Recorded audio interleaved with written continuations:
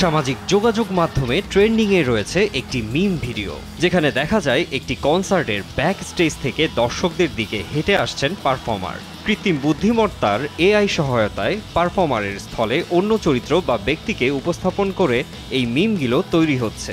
সামাজিক যোগাযোগ মাধ্যমে যে যার মতো এডিট করে নিজের মুখ বসিয়ে দিচ্ছে একটি কনসার্টের ভিডিওতে। রবীন্দ্রনাথ ঠাকুর থেকে শুরু করে রাজনীতি ও বিনোদন জগতের অনেক তারকাকে দিয়েই মিমগুলো ছড়িয়ে পড়তে দেখা যাচ্ছে। তবে এই ভিডিওটি দেখার পর অনেকেরই প্রশ্ন আসতে পারে, ভিডিওটি আসলে কার?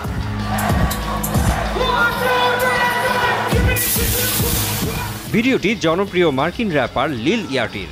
2021 সালে লিরিক্যাল লেমনেড সামার স্ম্যাশ কনসার্টে তার স্টেজে এন্ট্রির ভিডিও ক্লিপটি ইন্টারনেটে ভাইরাল হয়। সেই ভিডিও ক্লিপটি ব্যবহার করেই এআই দিয়ে মিম তৈরি করছেন সামাজিক মাধ্যম ব্যবহারকারীরা, যা দ্রুতই ট্রেন্ডে পরিণত হয়েছে।